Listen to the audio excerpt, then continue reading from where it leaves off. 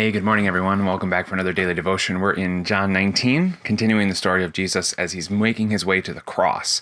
We're going to pick up the text at verse 12. If you want to follow along, the text is in the description of the video and also the description of the podcast, and you can find it somewhere else if you're watching on Instagram or on Facebook. We're reading all the way down to verse 22. I'll read the text and then we'll talk about it. From then on, Pilate tried to set Jesus free, but the Jewish leaders kept shouting, "If you let this man go, you are no friend of Caesar. Anyone who claims to be a king opposes Caesar." When Pilate heard this, he brought Jesus out and sat down at the judge's seat at a place known as the Stone Pavement, which in Aramaic is Gabbatha.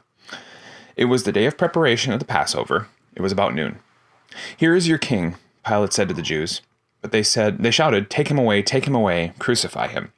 "Shall I crucify your king?" Pilate asked. "We have no king but Caesar," the chief priests answered. Finally, Pilate handed him over to them to be crucified. So the soldiers took charge of Jesus. Carrying his own cross, he went out to the place of the skull, which in Aramaic is Golgotha. There they crucified him, with two others, one on each side and Jesus in the middle.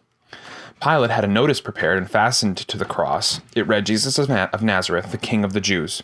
Many of the Jews read this sign, for the place where Jesus was crucified was near the city, and the sign was written in Aramaic, Latin, and Greek. The chief priests of the Jews protested to Pilate, "Do not write the King of the Jews, but that this man claimed to be the King of the Jews." Pilate answered, "What I have written, I have written." This is the gospel of the Lord. All right, so verse 12.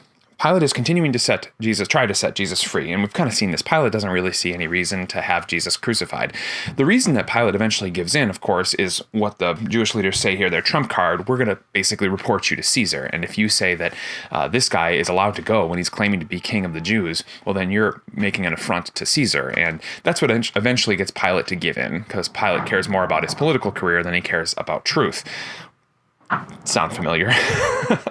But anyway, so Pilate tries to set them free, and when he hears this, that anyone who claims to be, who lets this guy go, claims to be no friend of Caesar, Pilate sits down, which means he's going to render his judgment at a place called the Stone Pavement, or Gabbatha in Aramaic. Interesting that John includes this detail. I haven't found any really significant reason why he includes this detail. Maybe it's just to help you understand that it really happened. If you're trying to make up a story, you don't include a whole bunch of details, because the more details you add, the easier it is to figure out if you falsified the story. So I'm just chalking it up to John saying this really happened, and this is a fact that probably doesn't really matter for the story, but just to help you know that this happened in real time, in real space, and that this is real history. Verse 14, though, is kind of a problem. It says, "It was the day of preparation of the Passover, and it was about noon." So the day of preparation of the Passover would have been Friday, right? The Passover would have happened on Saturday, the Sabbath day. So Friday was the day looking forward to this. The reason this is an issue, though, is because he says this is about noon. And if you look at the Gospel of Mark, Mark says that Jesus was crucified at 9 in the morning. And so what are we supposed to do? In Mark's gospel, it says Jesus is literally on the cross at 9 a.m.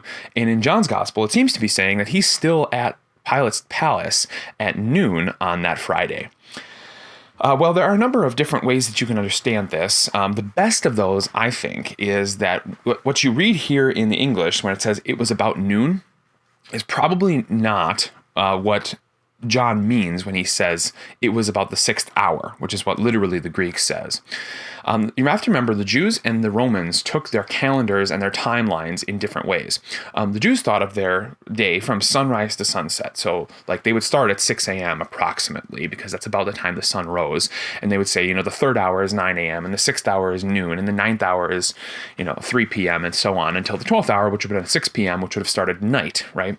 And by the way, this is really cool because they had a connection back to the Old Testament scriptures and the creation of the world. And when God said, "Let there be light," and God put the sun, moon, and stars in the sky to mark seasons and days and times and years. And they actually had a really cool sense of the earth and how God created it as being their they're kind of prime mover for time.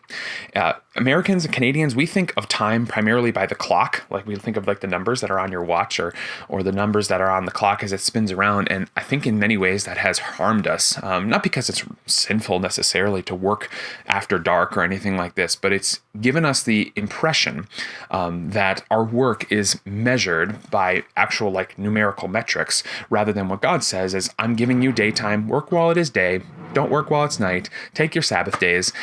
For all the bad things that the Jewish leaders do with the Sabbath day, it's really cool to see them holding on to that. And I think as Christians today, we could learn some things from the way that God created the world to work and how we manage our time. I've spoken about that more in other places. If you're really interested in me talking about that and time management from a biblical point of view, just leave me a comment in the video or on the Instagram there, and let me know, because I'd be glad to talk about it more. But back to the actual problem at hand. The Romans and the Jews, they thought of this differently. Okay, so the first hour for the Jews was 7 a.m., starting at 6 p.m. For the Romans, they would think of their time more the way that we thought of it, that we think of it now, where midnight is the first hour of the day. And so if John says the sixth hour, he doesn't maybe necessarily mean noon, he maybe means 6 a.m. Now, is this an airtight argument? No, it's not. And honestly, I haven't found an airtight argument. But we don't have to have an airtight argument because, first of all, this is a detail that does not make the story not true. And second of all, this story is not really concerned with the timing of everything. One of the interesting understandings that I heard from a commentator as I was looking at this text is that John and Mark have different reasons for talking about the time. And the other Gospels as well, Luke and Matthew. John is using time more as picturesque language to say, like, you know, in the same way that we would talk about, it was high noon. It might not have actually been 12 on the clock, but the idea that the sun was high in the sky, maybe that's what he was doing. And John is not particularly concerned with actually telling you like what exact time these things happen, because John knows that you've already read the Synoptic Gospels, you know the history. He's trying to give you a different viewpoint, almost a higher level philosophical or theological viewpoint of Jesus. So there are a number of reasons that we could give for this discrepancy or apparent discrepancy in the text. But here's what you need to know, Christian. If there are possible explanations, which there are a number of them, you're just fine. That doesn't mean that necessarily we need to prove those things, because they don't make a difference for our faith. And for you, there are a number of explanations, so it'll be okay. Let's continue. Here is your king, Pilate says. I think he's mocking the Jews at this point. So they shout back, take him away, crucify him. Pilate's still playing the game. He says, shall I crucify your king? We have no king but Caesar. What a quote. They do have a king but Caesar, and they have completely thrown away that king in the face of Caesar. They have gone against what they stand for religiously by basically aligning themselves with Caesar. Now, understand, the Jews did not like the Romans. They especially didn't like Caesar. But all of a sudden, when Jesus is on the table and it's his future that they're trying to decide, they're all about Caesar. Caesar's great. We have no king but Caesar.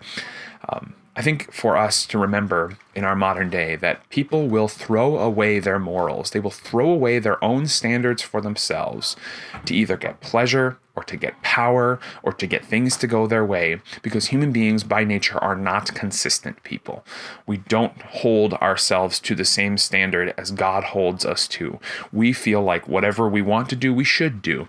And if our morals or our standards get in the way, those things can be set aside for a little while in order to get done what I want to get done. And this is absolute diabolical evil. And I do it and you do it, and we ought to repent of it. But let's just notice this happening right here, right?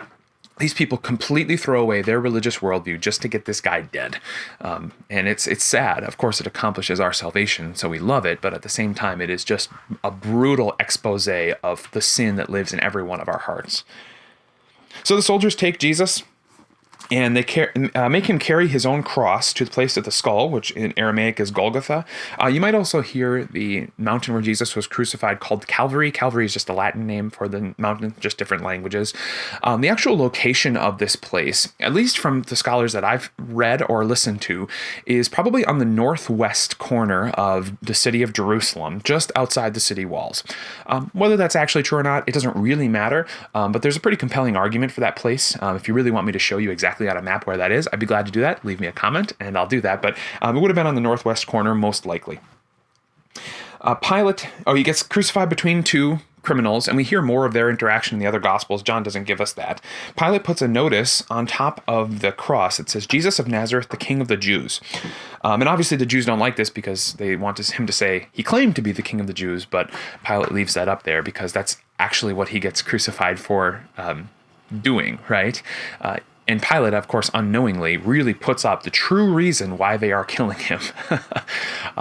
They want to kill him because he is the King of the Jews, and human beings cannot stand to be ruled by God because we are naturally rebellious against him. Every one of us, it's not just blaming these people who did this, although they're obviously on display in the text, but I am the same way, you are the same way. We are naturally rebellious against God. When God comes into our life and says, I'm the king, we say, we would rather you go away. And that's exactly what they did here. An interesting little thing, this shows up often if people will build a cross to decorate their church during Lent or something like that. They'll have the letters INRI on the top. These are the first letters of each of these words, Jesus of Nazareth, King of the Jews, in Latin. So the I's are J's in Latin. Latin doesn't have a J, so it replaces it with an I. So you have I for Jesus, and then I at the end for Jews. And then N would have been Nazareth, right? And R is Rex, the Latin word for king. So Jesus of Nazareth, King of the Jews. That's where you get those letters from. This was put up in Aramaic, Latin, and Greek so that anyone passing by could read it and see what happened to Jesus. So we're going to stop right there. Thanks for taking time to listen to me today. I hope you can come back next time to hear some more of John's Gospel. If you think this is good content, make sure you're sharing it with people. And you can click on the links that are on the screen if you're watching on YouTube so you can see some more things that we're doing. Catch you next time.